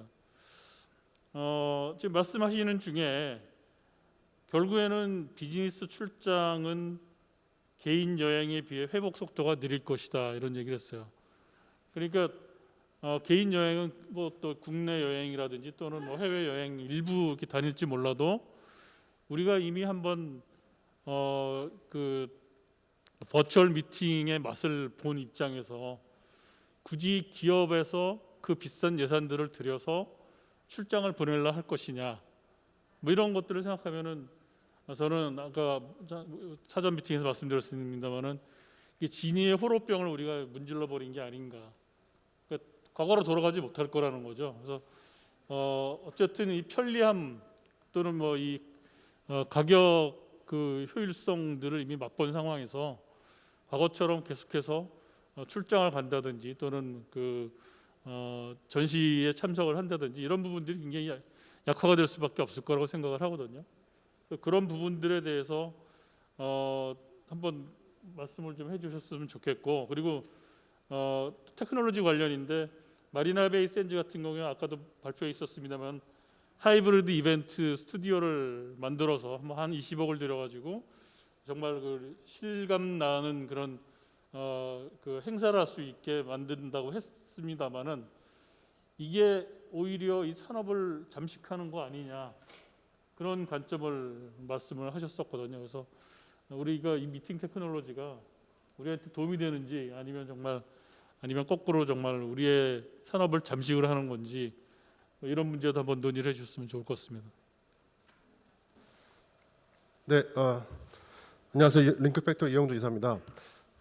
별교대 끝난 지 7년도 넘었는데 아직도 그 얘기를 나오니까 제가 부끄럽습니다. 예. 일단 제가 생각할 때는 실은 제가 이제 우리 양준현 팀장이 또 제 예전에 같은 팀에서도 일을 했었기 때문에 이거 욕을 해야 될까 칭찬을 해야 될까 굉장히 고민을 많이 했는데 제가 그냥 제 생각나는 대로 한번 말씀을 드리겠습니다. 일단 그 우리 좌장님께서 질문을 해주셨지만 실은 그 맥킨지가 얼마 전에 이제 비즈니스 트래블이 가장 빨리 회복되는 것과 가장 늦게 회복되는 순서들을 한번 발표를 한 적이 있었는데요. 가장 늦게 발표되는 여행이 바로 이 마이스였습니다. 그러니까 그럼 우리가 실은 뭐 이렇게 왜 그렇지라고 예상하지 않아도 너무나 쉽게 예상할 수 있는 부분입니다. 왜냐하면 일단 사장님들이 직원들을 출장을 안 보낼 것이고요. 또 코로나에 걸린다고 하면 이제 모든 책임을 다 회사에서 져야 되기 때문에 가장 여행 중에 늦게 회복되는 부분들이 바로 이 비즈니스 출장이나 마이스 출장일 겁니다. 그래서 마이스는 최소한 2021년, 2년 이후에나 회복될 것이다라는 게 이제 맥킨지 발표였고 실은 저도 일부분 공감하는 바가 있었습니다. 그래서 지금 그 비즈니스 여행이 그렇게 늦춰지면 앞으로 여행 산업이 어떻게 될 것이냐를 좀 바라본다면 마이스를 참고할 수가 있을 텐데 실은 너무나 당연하겠지만 글로벌 여행은 줄어들면서 그 로컬 여행들은 뜰 수밖에 없을 겁니다. 그러니까 지금도 오늘 뭐 외국인들이 한 명도 안 왔지만 결국에는 로컬 여행 또 가장 긴급한 비즈니스 예를 들면 뭐 식품 산업이라든가 아니면 의식주와 관련된 부분들은 가장 먼저 작은 규모의 회의라도 열릴 수밖에 없습니다. 그래서 이 글로벌 회의보다는 스몰 미팅이나 로컬 미팅들이 먼저 회복이 될 수밖에 없을 것이고요. 그렇다면은 제가 봤을 때 컨벤션 센터들은 지금 뭐 저 싱가포르 마리나베이도 그렇고 뭐 킨텍스도 그렇고 지금 계속 뭐 이런 아주 휘황찬란한 LED나 뭐 이런 기술 뭐 하이브리드 스튜디오를 만든다고 하는데 실은 저는 지금 그런 기술 기반의 몇십억을 써서 이런 뭐 가상 버추얼 스튜디오를 만드는 게 중요한 게 아니고 어떻게 보면 작은 공간들하고 어떻게 경쟁을 할 것이냐가 화두가 될 수밖에 없을 겁니다. 예를 들면 지금 우리나라에도 전국에 있는 박물관이나 미술관들은 전부 다 마이스 행사를 유치하려고 준비를 하고 있습니다.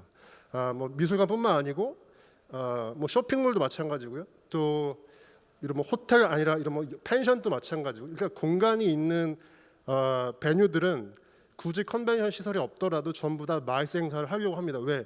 그들도 역시 관광 산업이 무너지고 기존의 미술 전시나 박물관 전시가 안 되기 때문에 새로운 수익 모델을 찾고 있는데 오히려 이런 스몰 미팅이나 로컬 미팅이 대두가 되면 이런 큰 공간이 필요가 없죠. 오히려 작은 미술관이나 작은 박물관들은 오히려 더 독특한 경험들을 줄 수가 있기 때문에 앞으로의 마이스 시장은 이런 작은 시설들과의 경쟁을 어떻게 할 것이냐가 더 이슈가 될 수밖에 없고요. 그래서 실은 이런 대형 컨벤션 센터들이 앞으로 아까 우리 팀장님께서 뭐 선전시장 어떻게 할 거냐 했는데 만약에 제가 지금 예비 타당성 조사를 다시 한다면 아마 삼전시장은 탈락해야 됩니다. 왜냐하면 지금 그때 예타 결과는 그 코로나 변수를 고려하지 않았겠죠.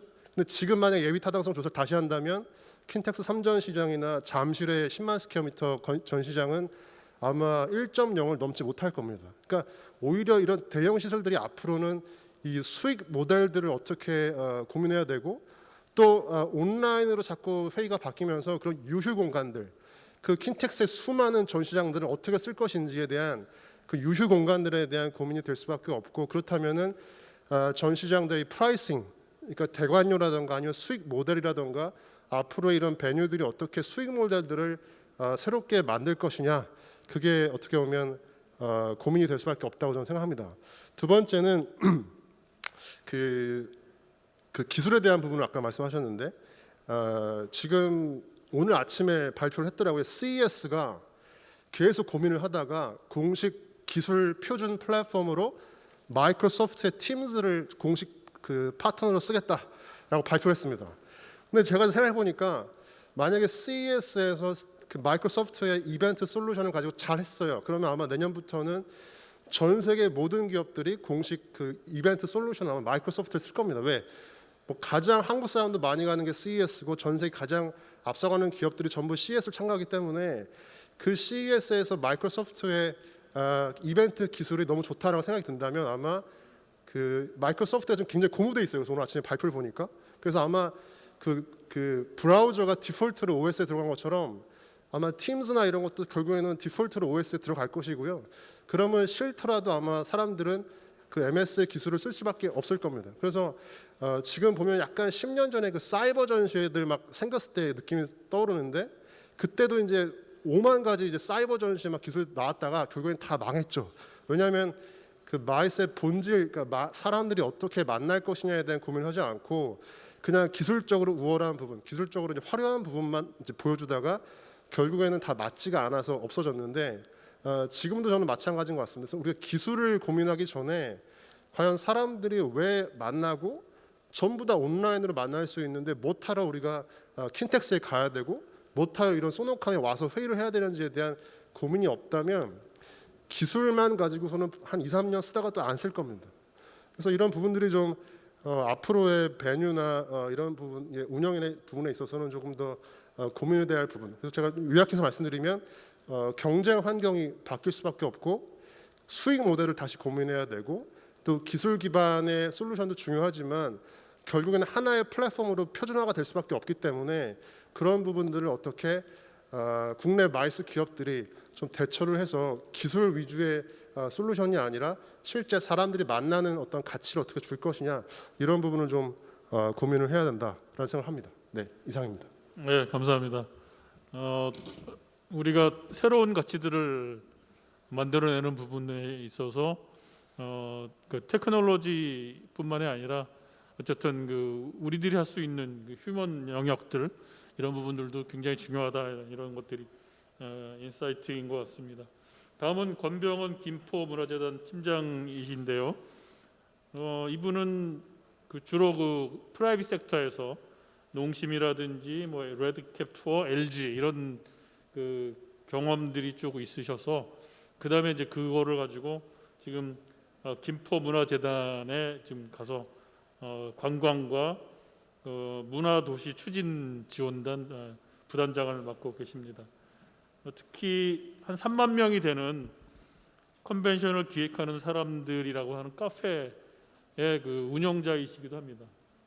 아까 제가 초반에 사실은 이분들 소개하면서 그 얘기를 하고 싶었는데 여기 계신 5분, 6분은 앞으로 우리나라 마이스 산업계를 이끌어 나갈 차세대 리더들이라고 제가 감히 얘기를 할 수 있을 것 같습니다. 정말 굉장히 귀한 분들을 한꺼번에 모아 놓으셨고요. 그래서 제가 이 좌장을 하게 되면서 이렇게 명단을 보고 정말 흐뭇했었습니다.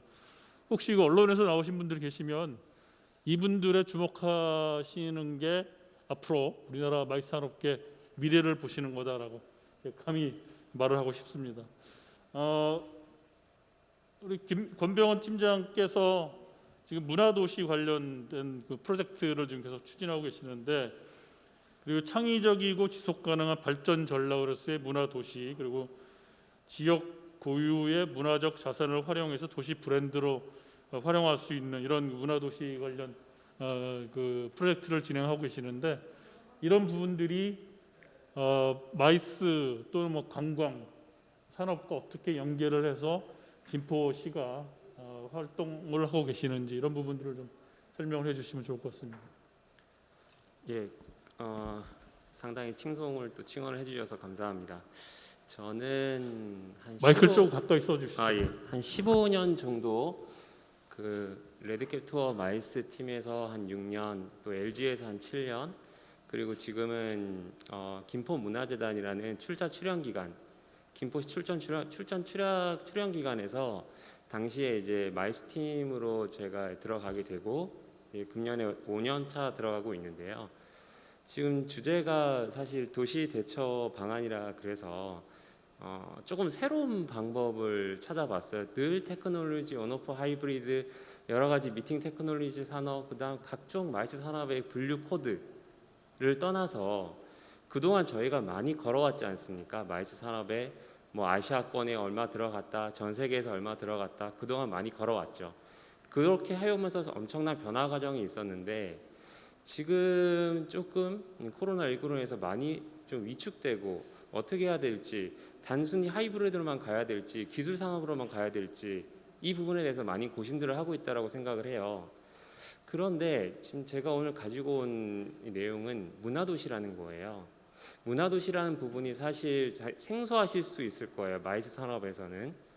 근데 이게 사실 85년도 유럽 문화도시 시작으로 해서 엄청나게 활성화가 됐고, 그 이후에 아메리카 문화도시라고 해서 2000년도부터 엄청나게 활성화돼 있고, 그 이후에 유네스코 창의도시 네트워크라 그래서 엄청나게 활성화되고 있는 부분이 이 문화도시 프로젝트라는 부분이거든요. 그에 발맞춰서 저희 대한민국도 2018년도에 문화체육관광부에서 지역문화진흥법이라는 것을 개설을 해서 조례 14년도 1차 조례, 2020년도 2차 조례를 만들어서 문화도시 프로젝트를 진행을 합니다. 문체부에서 가장 뜨거운 감자라고도 말할 수가 있을 것 같고, 전국 260개 지자체에서 가장 역동적으로 지금 달려들고 있는, 중심적으로 달려들고 있는 사업이 그 문화도시라는 프로젝트거든요. 이게 사실 100억, 지자체 100억, 문체부 100억 해서 선정이 되면 200억을 가지고 5년 동안 하는 사업입니다. 그냥 바로 선정이 되고 PT를 잘해서 선정되는 건 아니고요. 그 1년간에 우선 선정이 돼야겠죠. 사업계획이 승인이 되고 거기서 많은 지자체들이 떨어집니다. 그리고 1년간의 예비도시를 거쳐서 최종 법정 문화도시로 되는 과정이 있는데요. 지난 3년간 보통 5, 60개 지자체들이 도전을 해서 최종적으로는 법정 문화도시가 7개가 선정이 됩니다. 예를 들어서 부산의 영도라든지 제주의 서귀포라든지 이런 도시들이 지금 법정 문화도시로 가고 있는데, 마이스 부분에서 왜 문화도시를 얘기하냐고 하면은, 지금 저희가 마이스의 가장 기초적인 부분들이 제일 쉬운, 학생들에게 어필할 수 있는 부분이 뭐 이렇게 포럼, 심포지엄, 그다음 미팅, 이런 부분을 저희가 접근을 하잖아요. 그거에 또 새로운 산업 구조가 생긴 게 문화도시 산업이에요. 문화도시가 선정이 되기 위한 과정, 그다음 문화도시가 되고 나서 예비도시를 1년간 하는 과정, 앞으로 문화도시가 선정되고 나서 법정 문화도시로서의 5년 동안의 과정이, 그 안에 모든 어떤 일련의 사업 계획들이 라운드 테이블, 포럼, 심포지엄, 시민 네트워크 구성, 어떠한 전시, 이벤트, 이런 모든 부분들이 다 총망라해서 지금 문화도시로서의 어떤 총체적인 산업을 가고 있는 부분이기 때문에, 사실 이 부분이 문화도시라 따로 떨어질 부분이 아니라 지금은 유럽이나 미국이나 선진국들이 하고 있는 패턴에 지금 대한민국까지 지금 접목이 되고 있는 부분에서 마이스 산업이 분명히 접목할, 저희가 어떠한 콜라보레이션한 부분이 있다고 생각을 했기 때문에 이 부분을 마이스 산업이라고 떨어뜨리지 말고 문화도시와 마이스 산업을 접목시킨다면 또 하나의 우리가 가져나갈 수 있는 산업이 아닐까 생각을 해볼 수도 있을 것 같아요. 하나의 예로 또 마이스 안에는 또 축제가 있잖아요. 이벤트 앤 익스비션 축제가 있는데, 그 안에서 보면은 해외 사례, 국내 사례 하나씩 들어볼게요. 해외 사례는 바르셀로나 폰타나 지역에서 그라시아 지구라는 데가 있습니다. 그라시아 지구에 그라시아 축제라는 게 있어요. 거기에 보면은 1년간 시민들, 그 그라시아 지구 안에 있는 시민들이 1년간 페트병과 폐지를 모읍니다. 그래서 어느 한 곳에 집지마다 보관을 하고 또 어떠한 그 수장고나 이런 데도 보관을 해놨다가 적정 시기가 되면은 그걸 가지고 조형물, 조각품, 전시, 그 페트병을 활용한 온갖 이벤트들을 만들어서 하나하나 처음에 10명의 시민이 만드는 게 1년 어느 정도 시간이 흐르고 나서는 지금 지역 그라시아 지구에 있는 지역 폰타나 지역 전체의 시민들이 그걸 축제 이벤트로 만들었어요. 그리고 지금은 수년간에 걸쳐서 쌓은 업적이 연간 100만 명이 찾아오는 관광 대국의 도시가 된 사례가 있죠. 그리고 우리나라 사례 한번 들어볼까요? 사실 지방에 있어서 조금은 생소할 수 있겠지만 스페인의 투가 있죠. 우리나라인 청도에는 소싸움이 있습니다. 청도의 소싸움이 2005년도에 시작을 해서 지금 청도 청도 소싸움 돔 경기장까지 건설이 됐죠. 그리고 그 지역을 완전히 부흥시켰어요. 즉 경영, 경정, 경우, 그다음에 뭐 그런 그 경우까지 생겨나면서 그 청도는 소싸움을 하는 어떤 테마 하나로 엄청나게 발전하게 됐는데 그 역시 문화도시의 한 굴레 안에 들어가 있었다라는 사실 그런 걸 들어보면 마이스 산업이 물론 대형 컨벤션 산업, 초대형 미팅 테크놀로지, 박람회 이런 것도 있을 수 있지만 어떤 바이어 미팅이나 이런 비즈니스로 갈 수도 있지만 그 안에는 MIC 안에 M과 E가 있어요. E가 또 살아 있죠. 그 E를 충분히 또 부각시키고 이걸 건설적으로 나간다면 문화도시라는 프로젝트와 어떤 마이스 산업의 어떤 그동안에 해왔던 축적된 노하우를 합칠 수 있다면 이거 제2의 또 새로운 산업이 탄생되지 않을까. 문화도시 안에 전 아까도 말씀드렸지만 기존에 저희가 가장 해오던 기초적인 것들 포럼, 세미나, 워크숍, 라운드 테이블 이런 부분들이 다 녹여져 있는 게 문화도시거든요. 그 문화도시가 전국 지자체 260개가 다 달려들고 있고 금년 같은 경우에도 41개 도시가 뛰어들었다가 지금 일단 1차적으로 21개 도시가 지금 선정이 됐고 또 어떤 결과를 통해서 최종 7개 선정이 법정 문화도시로 선정이 될 텐데 이런 부분들이 조금 저희가 이제 가고자 하는 부분에서 좀 콜라보레이션 할 수 있는 부분, 같이 함께 할 수 있는 부분이 분명히 있다고 생각을 해서 조금은 도시의 대처 방법, 이 마이스 산업에서 도시의 대처 방법에서 벗어날 수도 있겠지만 이러한 부분에 어떤 갈래도 있다라는 거를 조금 말씀드리고 싶었습니다. 네, 감사합니다. 문화가 있는 마이스, 듣기만 해도 상당히 좀 흥미롭고 좋은 것 같습니다. 마지막으로 김동욱 코엑스 베뉴 마케팅 팀장님을 소개하겠습니다.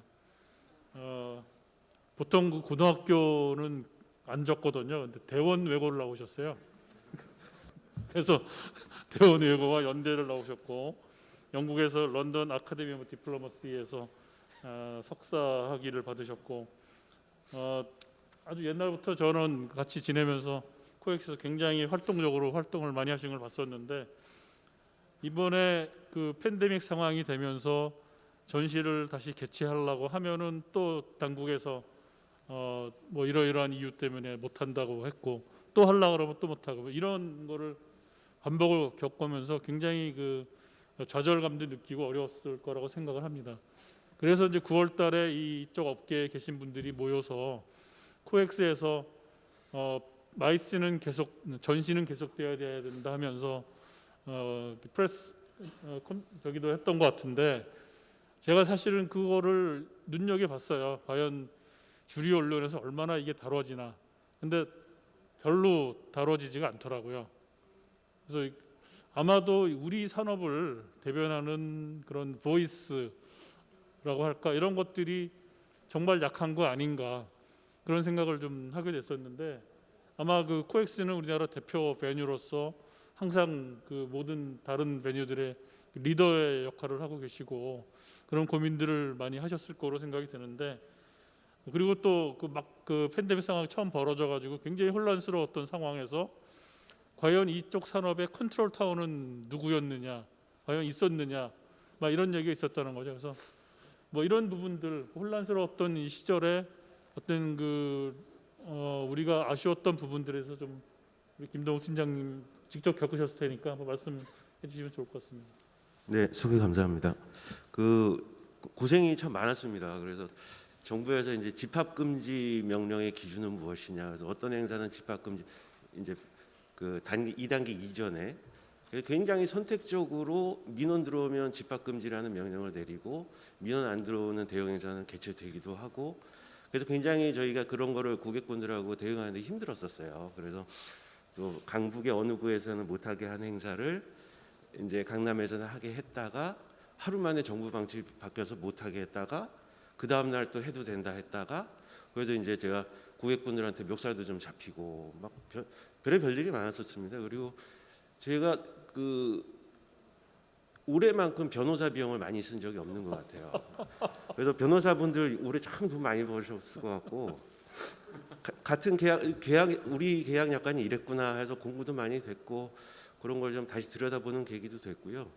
전반적으로는 업에 대해서 다시 한번 돌아보는 좋은 계기라고 생각을 합니다. 그래서 저희 같은 경우는 아까 양준현 팀장이 말씀하셨지만 저희도 다른 데서 하는 거 지금 다 하고 있거든요. 그래서 그 하이브리드 이벤트 스튜디오도 지금 개조 작업에 들어갔고, 화상회의 시설하고, 저희가 좀 독특한 거는 오늘도 지금 스트리밍 팀 와서 계신데 저희가 스트리밍 서비스를 직접 할 계획이에요. 그래서 코엑스 라이브라는 이름으로 스트리밍 서비스 하면서 스트리밍 플랫폼까지 제공하는 서비스로 하려고 그러거든요. 그래서 저희가 7월 달에 저희가 고객 대상으로 설문을 했습니다. 그래서 103개사가 참가해 주셨는데, 이제 앞으로 이제 행사장 임대는 줄 것이다. 대신 하이브리드나 버추얼로 갈, 대부분이 한 70% 이상이 그렇게 내다 보시더라고요. 그래서 저희 입장에서는 기존에 이제 임대료 수입이 대부분이었는데 이게 줄어들겠구나. 그래서 이 차이 나는 걸 뭘로 메꿔야 되나. 그래서 이제 고객분들 선물을 받아봤더니 그런 스트리밍 서비스, 뭐 화상 회의실, 그다음에 버추얼 스튜디오 뭐 이런 얘기들 하시더라고요. 그래서 거기 고객 수요에 맞게 착착 준비 중이고요. 뭐 예전만큼 수입이 회복은 안 되겠지만 어느 정도 이런 서비스를 새로 제공을 하면 그 고객 수요에도 맞고 어느 정도로 좀 수입도 회복하겠다 이렇게 보고 있고요. 저희가 오히려 저희가 요즘 느끼는 거는 뭐 하루에 화상회의를 한두 건씩은 꼭 하는 것 같아요. 그래서 예전에는 출장 가가지고 뭐 다른 컨벤션센터 사장을 만난다는 게 뭐 판촉물 준비도 해야 되고 뭐 비서한테 전화도 해야 되고 뭐 말도 준비해 가야 되고 이런데 그냥 앉아가지고 편하게 그냥 요즘 컨벤션센터들하고 워크숍을 하거든요. 요즘 어떻게 지내느냐. 그러니까 예전에 갖지 못했던 기회들이 굉장히 많아진 걸 느꼈어요. 협력이 더 증진된다. 그래서 이제 이 온라인이라는 게 뭐 피지컬 이벤트는 줄어들더라도 이 효용이 분명히 있겠구나 하는 거를 진짜 느끼게 됐고요. 이런 걸 통해서 저희가 지금 준비하고 있는 거는 저희는 또 전시회 사업이 굉장히 중요한 비즈니스거든요. 그래서 오늘부터 인터배터리라고 열리고 있는데 저희도 고민이 많습니다. 이게 전시가 계속 갈 것이냐, 뭐 그래서 좀 저렇게 보고 있는데 사실은 뭐 저 컨퍼런스는 온라인 기술의 뭐 효용을 좀 본다고 저는 개인적으로 생각하고 있고요. 전시회는 저거는 안 될 것이다. 그래 분명히 돌아온다. 뭐 이런 믿음을 갖고 있는 것 중에 하나인데 어제 이제 저희가 좋은 기회가 있었던 게 이번 2파 전시회 삼성은 안 갔고 LG는 온라인으로 참석을 했거든요. 그래서 HS에 대해서 이제 온라인 전시회 준비한 팀하고 워크숍을 했어요. 그래서 이제 그분들 말씀은 굉장히 효과가 있었다고 판단을 하시더라고요. 이제 대기업 같은 경우는 주최 측이 제공하는 온라인 플랫폼을 사용 안 하고 자기들이 마이크로 사이트를 개발을 해가지고 한 달 동안 운영을 해가지고 굉장히 효과를 봤다.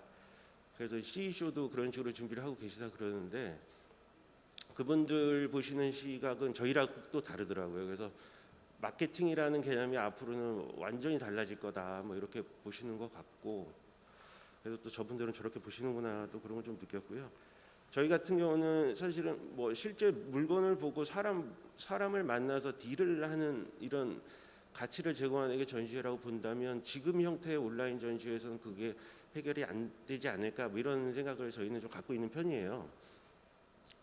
근데 제가 이제 이래저래 뭐 사업거리 없나 이렇게 둘러보다가 캐나다 기업 중에 하나가 증강현실을 이용해 가지고 제품 3D 모델링이 나오고 이제 실제 부스를 체험하는 경험을 제공하고 뭐 화상이 당연히 따라오고 굉장히 독특한 플랫폼이 있길래 그 기업하고 한국하고 아시아 전시회 공급권을 저희가 따게 될 것 같아요. 그래서 그렇게 되면은 아마 이전에 보지 못했던 굉장히 혁신적인 기술이라 요거는 오히려 오프라인 전시회를 뛰어넘는 기능도 제공하지 않을까 하는 기대도 좀 있습니다. 그래서 아직 저희가 론칭은 안 했는데 한 다음 달 정도에 론칭은 될 것 같아요. 그래서 저희가 보는 것도 어차피 온라인하고 오프라인이 같이 간다고 보고 있고요. 저희는 최악의 상황을 대비를 해서 가야 된다고 생각을 하기 때문에 온라인 서비스의 거의 대부분을 저희가 제공하는 걸로 지금 사업 모델을 잡고 있습니다.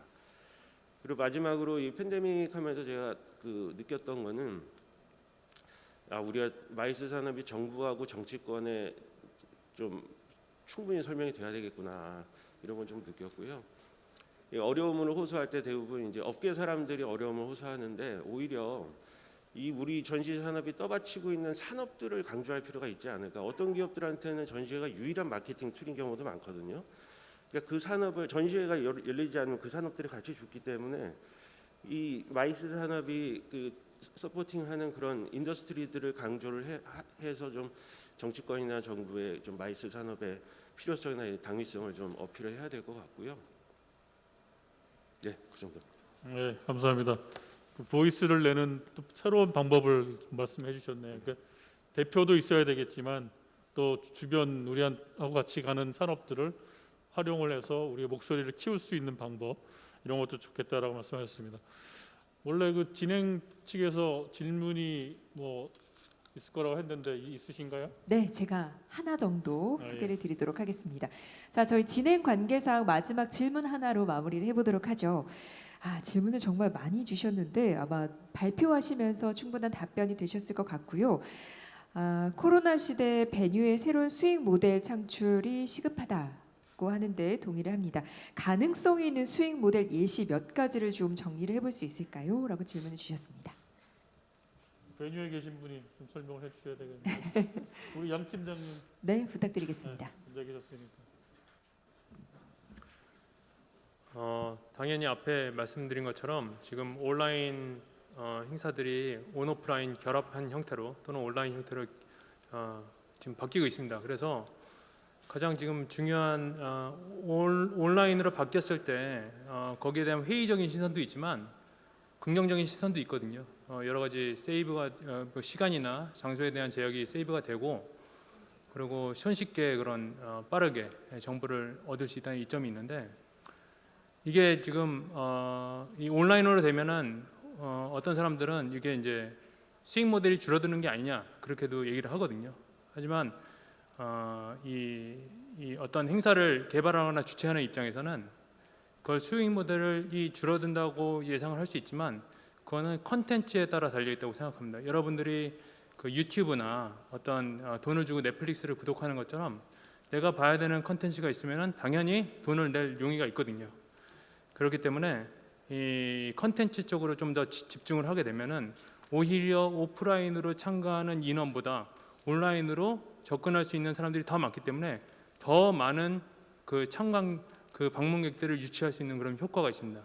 그래서 어떤 컨텐츠 크리에이터로서 어떤 그냥 단순한 베뉴 제공자뿐만 아니라 컨텐츠 크리에이터로서 어떤 행사에 접근하게 되면은 훨씬 더 큰 수익 모델이 될 수 있을 거라고 생각합니다. 네, 감사합니다. 지금 그 시간이 저희는 또 패널 분들이 5분들이어가지고 모자라서 끝내야 될 것 같은데 랩업을 하도록 하겠습니다. 저희가 아까 발표에서도 있었고 또 패널 디스커션 중에도 있었습니다만은 지하철보다 전시가 안전하다라고 우리가 했어요. 근데 과연 그 안전하다라고 했던 거 데이터를 우리가 정부에게 제시를 해본 적이 있냐 이거죠. 정말 우리가 좀 더 소피스티케이트하게 그런 어프로치를 할 필요가 있는 거 아닌가라는 생각을 합니다. 정부에서도 지금 방역을 좀 더 세분화해서 앞으로 좀 그런 것들을 좀 나눠서 할 생각들이 있는 것 같습니다. 그럴 때 과연 우리 마이스 산업은 이러이러한 데이터들에 근거해서 굉장히 안전한 산업이니 좀 더 완화를 해달라라든지 이런 얘기가 되면 좋을 것 같습니다. 위기는 기회를 가져온다고 했었는데 이 위기의 시대를 우리들이 현명하게 슬기롭게 이겨내서 정말 우리가 그동안 찾지 못했던 새로운 가치들을 마이스 산업에서 찾아낼 수 있는 새로운 기능들을 찾아낼 수 있는 그런 시기, 그런 그 준비의 기간이 아닌가라고 생각을 합니다. 예, 이렇게 그러면 이걸로 마치도록 하겠고 그동안 수고하셨습니다. 다들 패널분들 고생하셨습니다. 네, 여러분 큰 박수 부탁드리겠습니다.